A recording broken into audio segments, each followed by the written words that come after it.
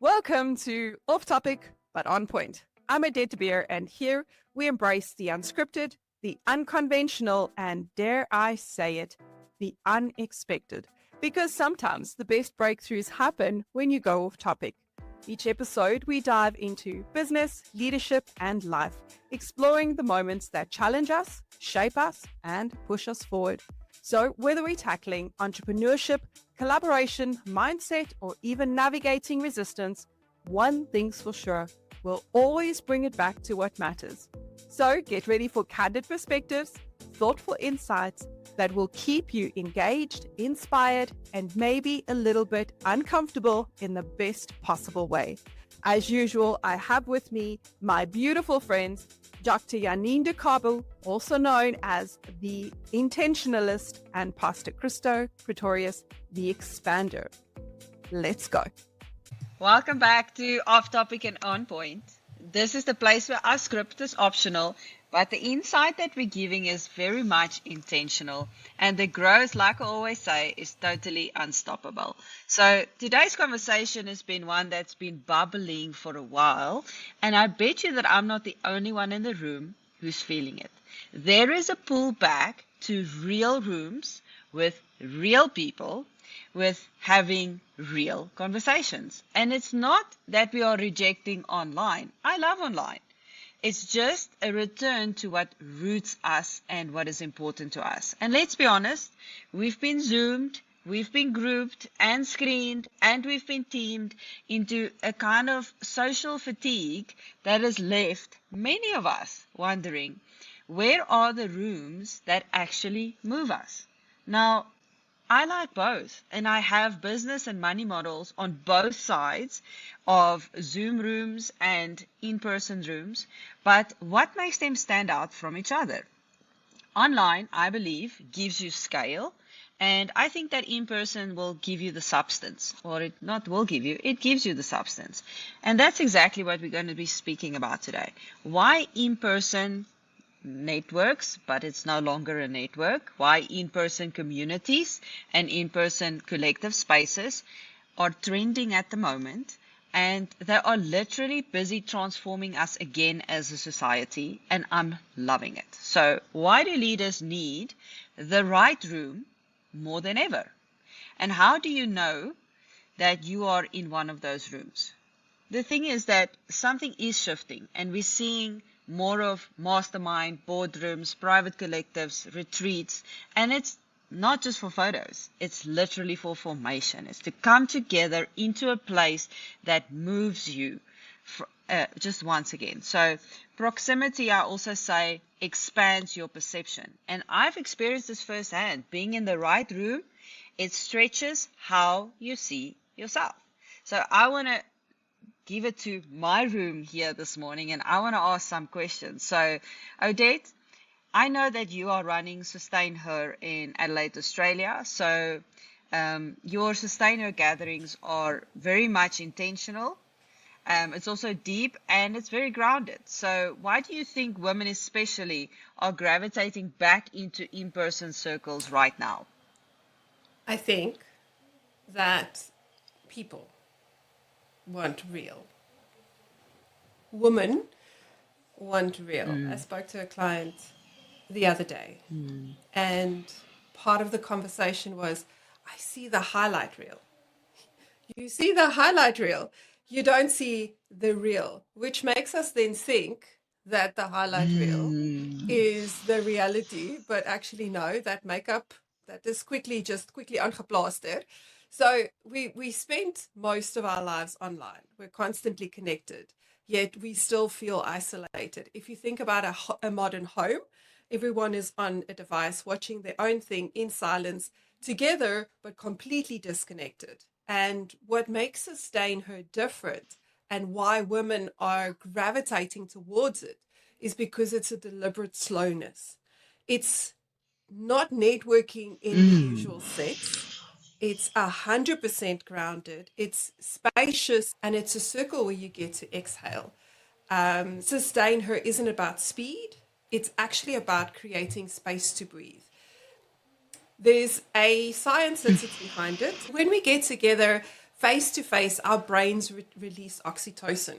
And it's also called the bonding hormone. And that chemical response literally lowers stress, builds trust, and creates a sense of safety. So isolation in business and life is really the worst thing that you can do because it's stressful without adding isolation. And when you add isolation to the mix, you're compounding everything. Another important fact is that when we are alone, we don't always fully know who we are. I don't know who said it, but someone said, you find out who you are in the context of other people. And I can't remember where I heard it, but it's true. Because when you are alone, you convince yourself of things. And there are absolutely times when we need to be alone. There are times that we need to center back to self and center back to God. Yes. But you figure out your purpose in the context of other people because your purpose is never about you. Your purpose is always about the broader impact, about the deeper meaning in life. And that cannot happen by yourself. We were never meant to be in isolation. So if you want to find your purpose, you have to find your people.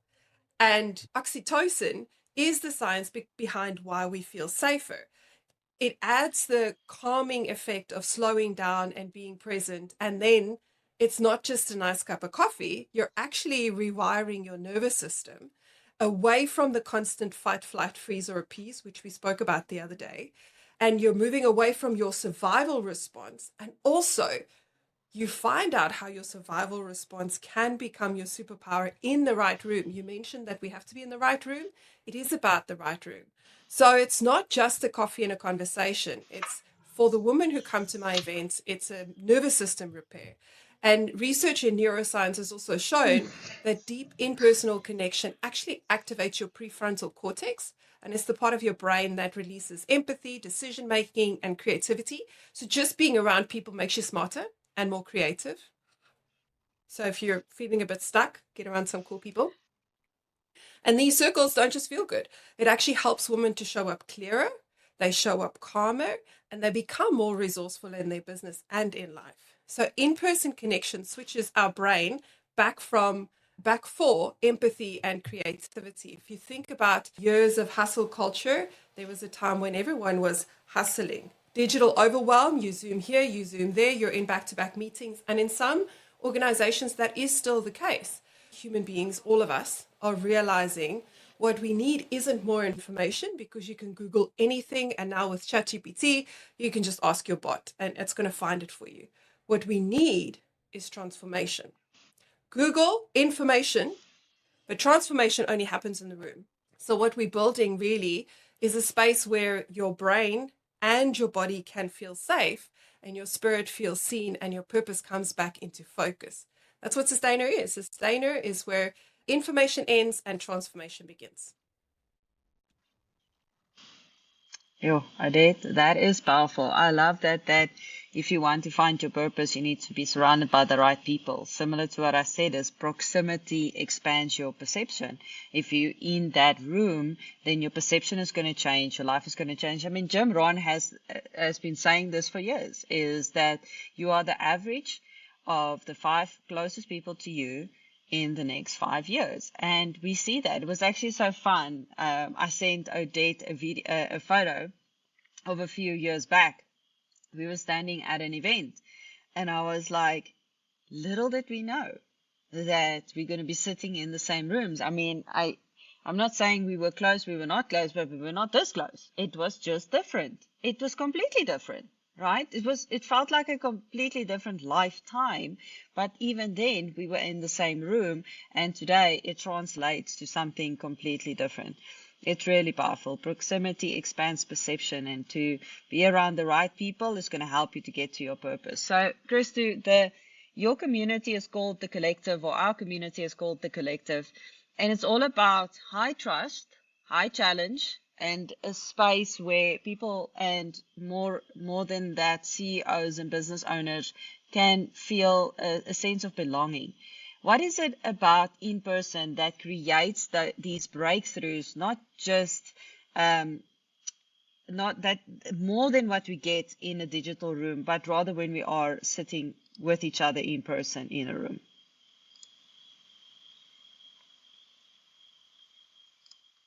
You are still muted. There we go. That was the Thank you. silent room. Thank you for, yeah, exactly. Thank you for that question, Dr. Janine. Yeah, I'll probably say this. I heard such a profound quote very recently by a great friend of mine, Odette, the beer, that said, you find out who you are in the context of other people. And so now from today, we can quote that quote to you, Odette.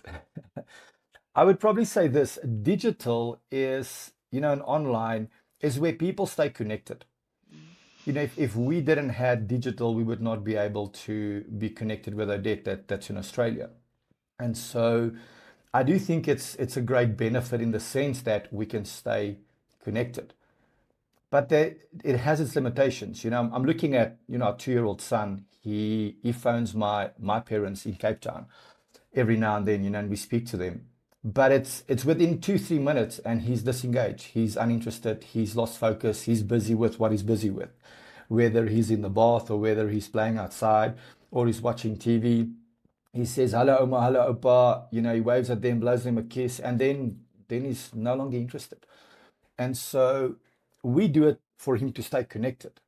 But real change, I believe, happens within the room. So when you're online, you can see and you can hear what's happening on the other side. But when you're in person, and especially at the collective, when you're in the room, you can hear, you can see, you can feel, you can touch, you can smell. So you have a full experience of what's happening. And then as well, I believe that when you're in a room, you can read the room. You can feel the temperature, you can feel the atmosphere, you can feel, or you can sense what's happening within the room. And that helps me especially how to ask questions, how to direct, where to focus on, where to go, where to push, where to stop, because you have full access to all of the senses that's taking place to make decisions or to, collaborate with people. And so for me, there is a purpose for online, but if you want to have the full experience, you need to be in the room. I actually bought you a coffee, Dr. Janine. I know you like black, so you can take it. There you go. Exactly. Point proven. Hmm. That's what I'll say. And we are not saying, well, I definitely am not saying, and I know you guys also not saying that digital is going anywhere. In fact, it's staying and it's probably going to become more engaging and it's going to become even bigger. But what I'm telling you is don't miss what is happening around you physically. People are gathering back into rooms and it's a post-pandemic, post-performance, post-perfection. I really like what Odette said. It's people are kind of over those things and we're done with shallow, and what people are looking for is the soul. So the most expensive room that you will ever be in is the wrong one. So you say that, Christo, you say that expansion begins with honesty. What do you think makes someone ready for a room like the collective, and what stops them from entering? Definitely people that are looking to grow. If you're looking to grow, if you're willing to add value, and thirdly is if you are ready to take action. People that want to grow, people that want to add value, people that want to take action, those people are automatically ready, and they'll find themselves in those rooms. I've seen this in my life, that you find certain people in certain places. It's not by accident. They are there on purpose. And they can't help themselves but to be in those rooms because they want to grow, they want to expand. People that are not ready for those rooms, are people that are happy with where they're at. And I want to say this, there's nothing wrong with that. If you are happy with your status quo, if you're happy with your current, network, your current mindset, your current influence level, it's fine, it's great. However, those that are willing or those that are looking to grow continuously, they will find themselves within those rooms. I want to elaborate on what you said regarding online, because I think the world is going to be more digital. We can already see it. I mean, there's so many things happening. However, my view is it doesn't mean that that's where we need to push, because we will be pulled into digital. I'm probably going to buy one of those humanoids in in the next couple of years. I'll probably have one. I'll probably have a self-driving car, but I can promise you, I might be pulled into that, but I'm going to push for in person. I'm going to push more because I realize how sacred that is and the value that it is. It's going to become the commodity. It is going to become the commodity. Online will become, how can I put it nicely? It's I don't want to say common, but it's going to be there. Everybody is doing it. Everybody has a Facebook account today. Well, almost everybody. Everybody has Instagram. Everybody has, all of the platforms. I mean, I've got 12 apps, social media apps on my phone. I use 3 of them, but it's no longer sacred. I remember years ago when Dr. Janine, when we first heard about what was that audio app? Um, I'm also trying to Clubhouse, remember. Clubhouse, Clubhouse, Clubhouse. yes. I mean, I heard this from Gary Vee. This thing is gonna blow up. It's just during COVID, and it was like you wanted to get in, and they had a test program. You had to wait to get the app, and everybody wanted to have the app until it was available for everybody. And now, you know, like we last we hear about Clubhouse. And so, although the world is moving digital and more AI, more AR and VR and all the different realities, the sacred spaces will be the in-person in the room spaces. And so just once again to reiterate, who's ready for those? People that are willing to grow, people that are ready to add value and want to take action. Those are the people that's ready for those rooms. I've been saying for a while that community is the currency of the future, and I'm seeing it taking shape so fast at this point in time. So I love what you're saying. Digital is going to pull us, but we have a decision of where we're going to be pushing. And again, Odette, if I look at you, there's such a tenderness in the spaces that you do build. How does an in-person community help women and other people, obviously, not just women, men and women, regulate emotionally and also calibrate spiritually in a way that online, I mean, it just can't duplicate You're it. 100% correct, Dr. J. The tenderness is deliberate. Online, everything is fast, it's superficial, it's all on the surface. But in person, people have an opportunity to slow down enough for their nervous systems to regulate. They get to show up in their jeans and tackies if that's what they want to do. If you had a rough morning and you didn't plaster makeup all over your face, nobody cares. We're here to be real. I do take photos, so I do kind of have a disclaimer of like, I'm going to be snapping you, so, don't do weird things. But when we're face to face, our brains are constantly reading micro expressions, tones, body language, and then co-regulation takes place. There's a calming and a safety and a trust that takes place when we're online. You can't regulate over Wi-Fi. It takes eye contact, it takes presence, it takes shared breath, even the rhythm of breathing. Gathering together releases oxytocin and serotonin, and both of those reduces stress and increases connection. That's why I'm all about touch the heart before you do anything else, whether it's customer experience, whether it's in the room with a group of people. We all want to feel like we belong. We want to feel like we're supposed to be here and like somebody cares. It's about the physical shift that takes us from survival mode to a state where we can breathe again and hear ourselves. When you're under stress, your brain goes into the cortex vortex, and that's where you become paralyzed. That cortex vortex is as a result of stress. The way we reduce the stress, the way we step out of that is either go for a walk if you're alone, or get around people who care. The minute you're around people who care, your brain goes, now I can breathe. Science has proven that our souls already know what's happening. Have you seen how when you walk into a room, when you know who you are and you are stable and you are secure, you can walk into a room where someone else is spinning their wheels off and you bring calm. Have you noticed that? That's exactly what happens.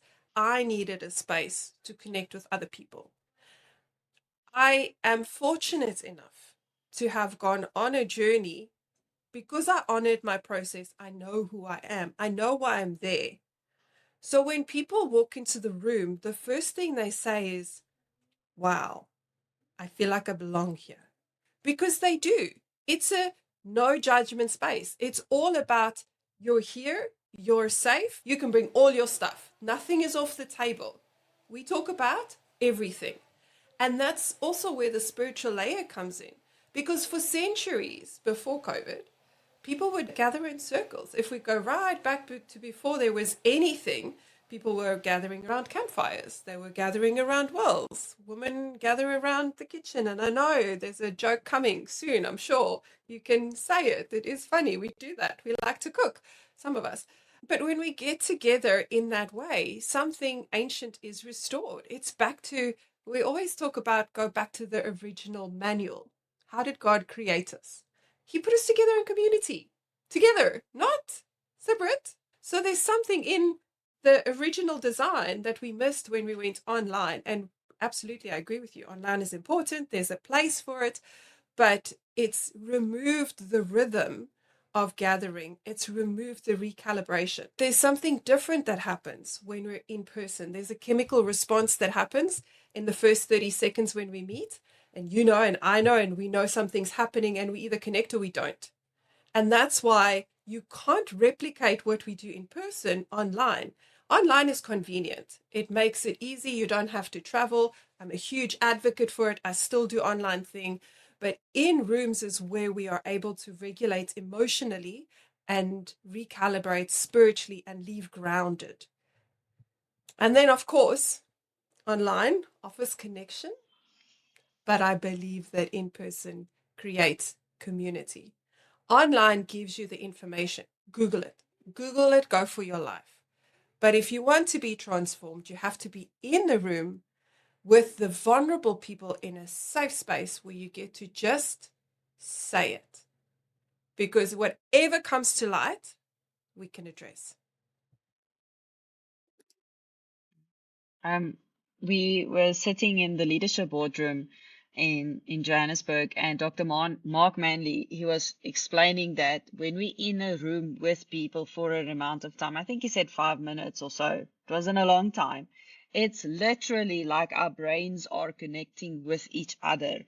And we've heard people say, like, yo, you just tapped into my brain, or wow, we're thinking the same thing, that's literally what's happening at that moment. That can't happen over digital. And like I said, I love digital. I really do. Like, I use it for so many things. But what we are trying to say today is there's something different that we are missing out on. And we've realized that.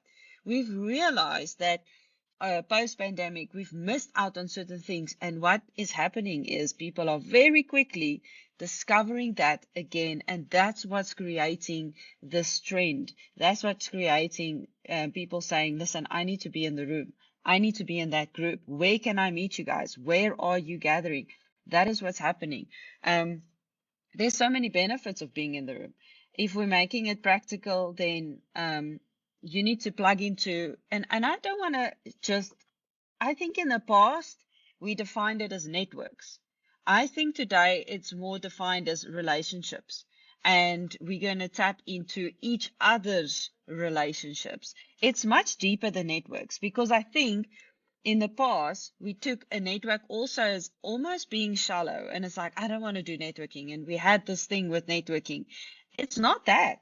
It genuinely feels real, and it's genuine relationships that is making people and businesses push forward, move forward, and transform at the same time. And I think that's the thing. And I want to thank digital for that, because if we didn't have digital and we didn't have the pandemic's things, we wouldn't have gotten to that place. They say that you never really know what you have until you don't have it. It's exactly what happened here. And Yeah. people are very quickly realizing what they have. You are literally collapsing time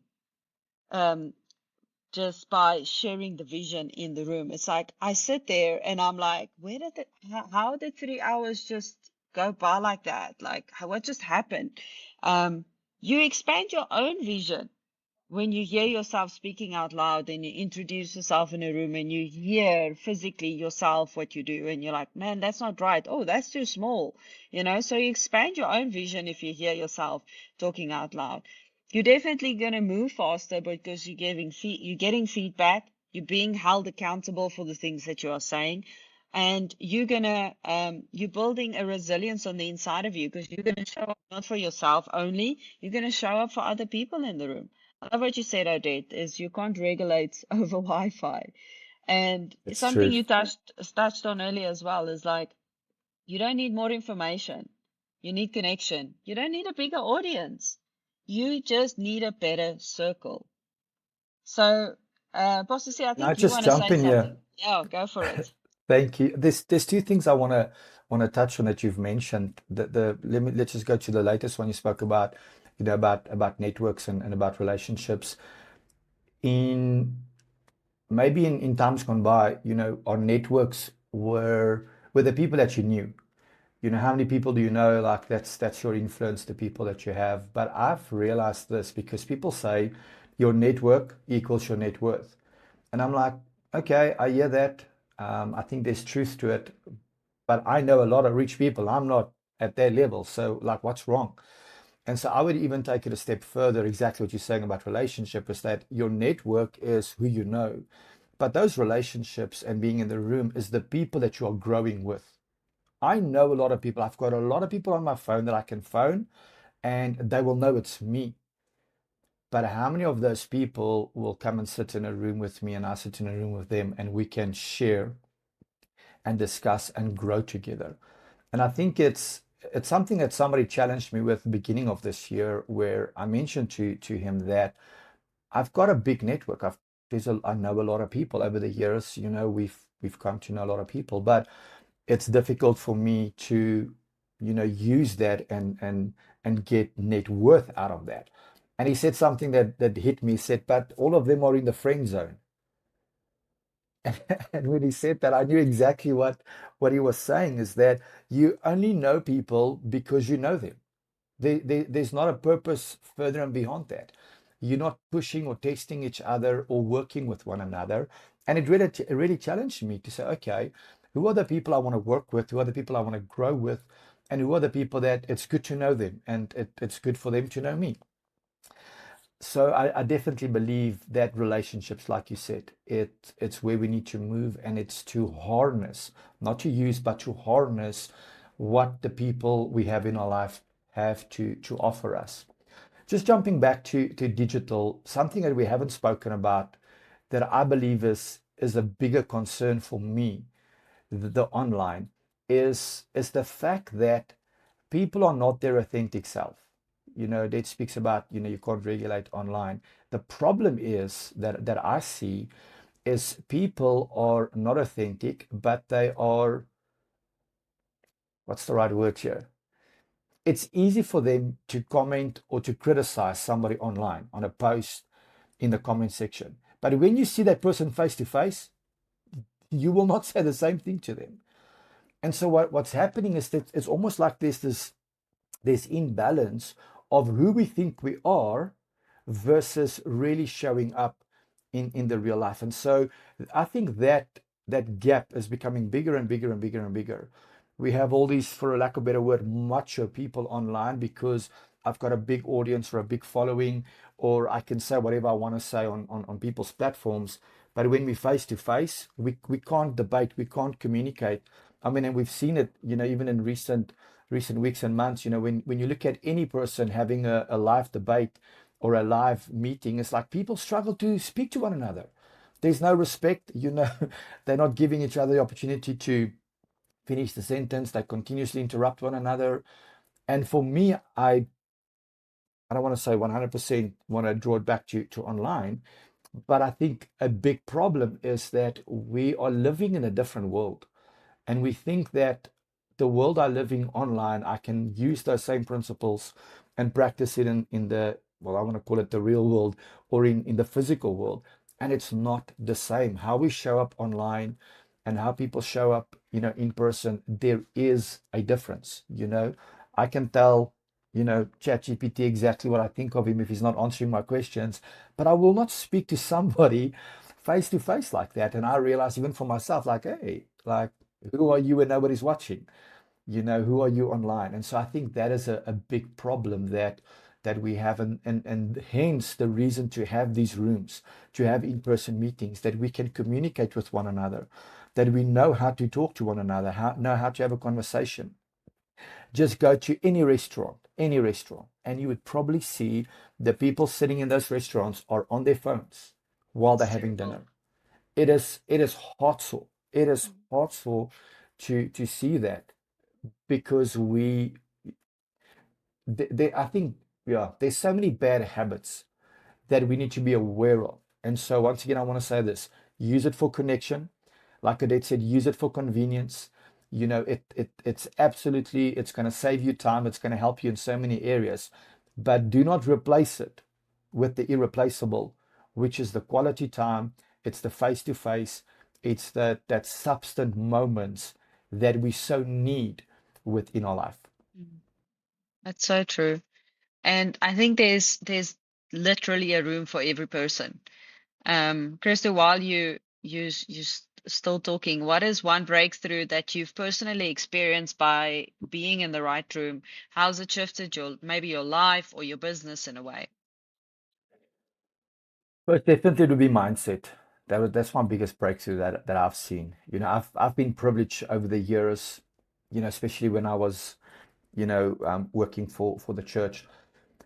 Whenever there was guest speakers, I had the privilege to host them. Pick them up at the airport, pick them up for take them for dinner. Be in the lounge before and after the service.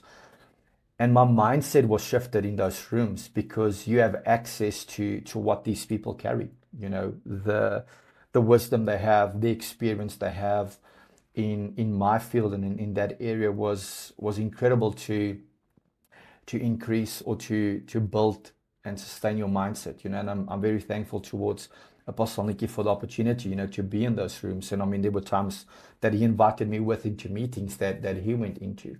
And so I would definitely say the biggest breakthrough that I've seen is in mindset and in mind shift. Because when you sit with people that, like the Bible says, iron sharpens iron, and so the countenance of one another, that has been probably the biggest thing for me, is to really see those shifts. And then secondly, it would be the opportunities then that I had to ask questions.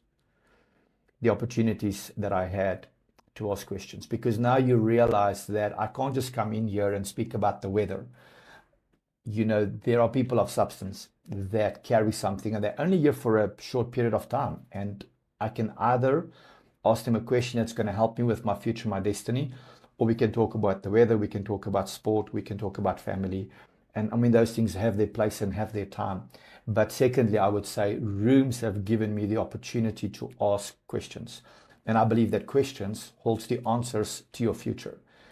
And so maybe thirdly, the third thing that I've seen and that I've realized with rooms, I'll probably use the story where there was this young lawyer, and he was just getting out, starting his practice, and he had the opportunity to have dinner with a very experienced lawyer within the city that he was. He actually wanted some cases. That was what he wanted. He wanted to get some cases, and he was actually phoning this lawyer and said, "Listen, you surely have, some mediocre cases that you can just give me."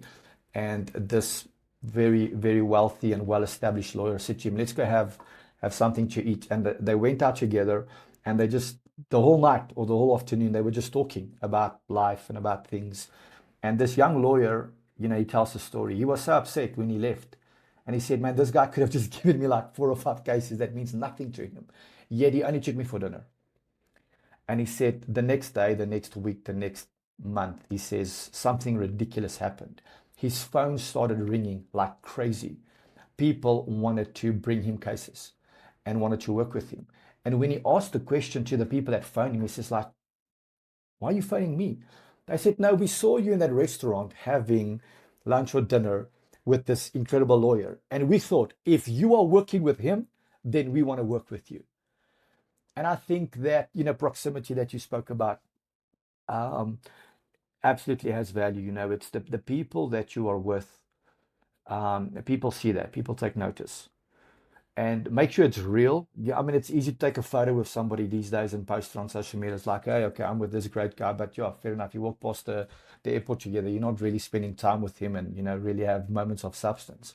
But I do believe that, there's power in the people that you connect with. Absolutely. It's so powerful. Odette, what has rooms done for you, or the right rooms? I love your self-correction, Dr. J, the right rooms, because, rooms can just be rooms. I think for me, the biggest realization most recently is that I don't have to do it alone. I have an insane drive and I don't mind adding to my plate. Exactly what Pastor C says. Iron sharpens iron. Being surrounded by the right people has challenged me in ways that I wouldn't have challenged myself. And I think it's important that we point out which type of room. So there is a room where you go to challenge how good of a spouse you are. There is a room where you go where you challenge how fit you are. There is a room where you challenge how you show up in business. And each one of those rooms has different people who are each excelling in different things. And for a long time, I didn't find rooms when we just moved here because I was isolating myself. I was doing exactly what I tell people not to do because I was trying to figure it out. I was trying to figure myself out, and I needed to, just give myself some space. But when I got over that and I gave myself grace to just be, I was able to walk into rooms and identify that this was not my room. That's how Sustainer happened. I walked into rooms and realized these are not my people. This is not my room. Okay. So what do? Do I create my own or do I find another? So I eventually created my own. But the right room doesn't just grow your business. It grows you. I have changed as a result of the rooms that I am in. The rooms that I've created have changed me, and the people in those rooms have shifted the way I think. To Pastor C's point, it's clarity, it's courage, giving myself permission to think bigger. This room has changed me in how I show up. Iron sharpens iron, and you guys have a different perspective on different things, and it gives me an opportunity to go, hold on, am I falling short here? Now I need to pick up on this thing. I think it's for us to remember that the right people will call out the version of you that you've been hiding. A part of us do hide. We hide our successes. We hide our failures. We hide all these things. And in the right room, you are able to bring to light the shortcomings, but also go, I see your shortcomings and I raise you your strengths. Now step into that, which I think is so powerful. In my business and in Sustain Her, it's been about confidence and community. It's funny because I would characterize myself as not a people person. I'm not the social butterfly. So I'm not the person at the networking events working the room. That's not me. I build deep personal connections. And yet, when people come to Sustain Her, they'll be like, wow, you've created a community where people want to come. That's interesting because I don't people too often, but it's different because it's a community and it's a bunch of people that I deeply care about versus Pastor C, what you said earlier, going to a networking event where you're just like, hey, here's my business card. It's raining business cards. So for me, it's been really about understanding that community. So it's raining business cards. That's so true. Yeah. You always And then went with a if you pack of contact them, you business feel so cards, awkward. like, It's almost like, oh, I don't know if I should contact them. That's not how I roll, which is why I don't fit into the conventional. That's why I never liked networking, because it didn't feel right. It felt that's so right. fake. It felt like, I Yes, don't know. It felt like you were pimping yourself out, to be very Yeah. honest. Like that's how it yes, felt. Like, and I love that you said it so well. It's raining business cards, where if you just stick around, you're gonna get to know that person. It's like we always have that joke. If you're really close to somebody, you get to your house and your phone connects to the Yes. Wi-Fi. Yes.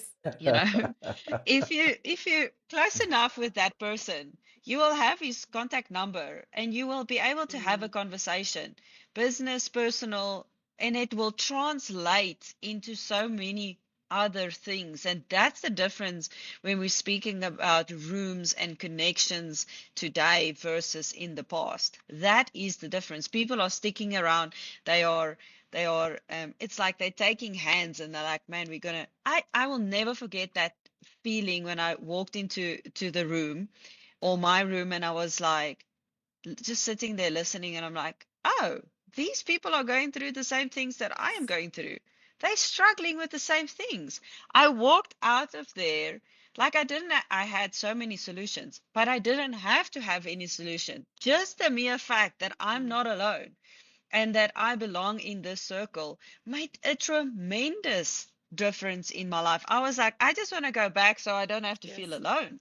And then I write all the things down and I've got all these solutions. And it's amazing. We said earlier when our brains tap into each other, when great minds think alike, we have that saying, when great minds things alike, what happens and what transpires because of those things. Odette, how would you say do you start looking for a room? I mean, we can speak about our rooms. We've got Leadership Boardroom, we've got the Collective, and we've got Sustainer. And I'll put that in the show notes. I'll put the links in there for you to start there.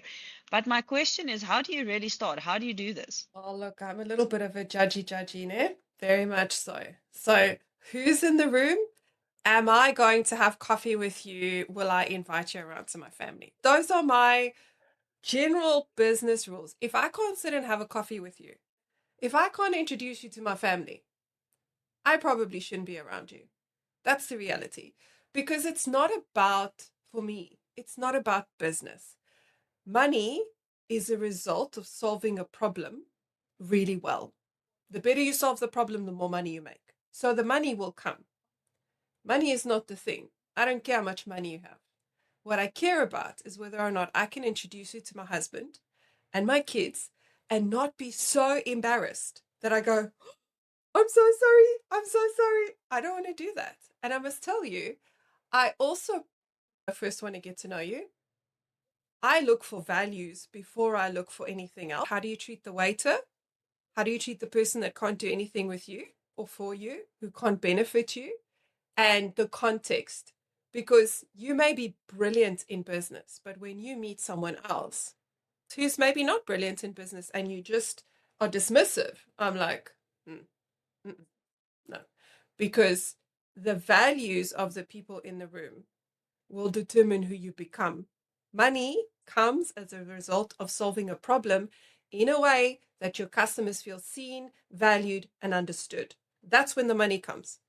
Not when you're around this person because he now has money and he knows lots of people. So long answer to, I guess, a short question. That's a good answer. Pastor C, a quick roundup for us. CV. The English just says who. You know, I've come recently to this conclusion that, yeah, says who. You know, we've taken things, concepts, ideologies as law without maybe even testing it. You know, things like, you know, we spoke about the networking and the business card throwing and all of those type of things, because I'm also not a people person in that regard. I'm not the loudest guy in the room. Yeah, you see, I did. Just the way that you reacted was the way I reacted when you said I'm not a people person. I'm like, you got to be kidding me. Because here's the thing, and I heard this from Vusi. Yeah, Vusi told me this the other day. Um, if you know me, then you'll know what I mean, mean by that. And he said this. He said he did martial arts, and he says in martial arts, there was this rule or this mindset is whenever you are in a room, don't be alarmed by the loudest person. Be aware of the guy that is silent, because that's probably the guy that you got to be afraid of. Because the guy that's shouting and telling you how he's going to hit you and how he's going to beat you up and all of those type of things are probably not the guy that is the most dangerous. It's the guy that's just quiet and silent in the back because he actually has what it takes. And when he said that, it reminded me of even when it comes to business networking or whatever they call networking, is that it's the guy that sells himself the whole time is maybe not really the guy that you want to work with, but it is the person that can assess and that can come with precision and have those deep, meaningful relationships with you because there's value that we are seeking. And so if we are those type of people, or if you are those type of a person, says who says that the loudest one is the networker? Who says the loudest one is the people person? Is the people person not the one that cares for the person, cares for the individual? And so I'm not a people person because of the amount of people I have in my life. I'm a people person because of the depth of relationships I have with people within my life. And so one thing. The second thing is, says who, I've only come to realize this the last 2 weeks, is that saying of, if you're the smartest person in the room, you're in the wrong room. And I've always believed that until 2 weeks ago. Now I'm like, wait a minute. I want to ask the person that is the smartest person in my room, before you leave my room, can you elevate the room? Can you impart and impact us before you leave? And I was thinking about this. Look how selfish this might be. I'm the smartest person. I'm going to leave the room. What about the people that are there? Who's going to help them? They're never going to become as smart as we become. And so I completely agree with the concept that you got to find these rooms that's going to stretch you and that's going to push you. But I want to maybe ask myself this, is that before I leave a room, that I leave the room better? Like before I leave my house, is the bed made up? Is the kitchen clean? That I leave the room better. And so that'll be my final thought to close this off, is that whatever room you're in and whatever room you're going to, ask yourself the question, did I leave my previous room better? And am I ready to learn and to grow in the room that I'm entering in? I agree with you. Legacy doesn't happen in isolation. It happens around tables, in inner circles, in moments where somebody looks at you and says that I see you, I see the potential in you, and I'm going to help you to develop that. I'm going to pull that out from you. So if you're listening, then I want you to have a look at this and ask yourself this question. Who is in the room with me currently? Not physically, currently. Like, in what rooms do you sit? And then ask yourself, who do I need to be? Or where do I need to be? What rooms do I need to enter? That's going to stretch you into your next, spiritually, mentally, physically. Maybe it's a gym room. Maybe it's professionally. Where do you need to stretch? You can put yourself in various rooms in order to stretch yourself. Like Odette said, you don't need more content. You need more connection. You don't need more tips. You need more truth. And in the right room, that's the place where you're going to get both of those things. So until next time, remember to stay intentional, comment, like, share this podcast with somebody who's also trying to get into a room so that you both can stay in rhythm and get into the room that's going to stretch you.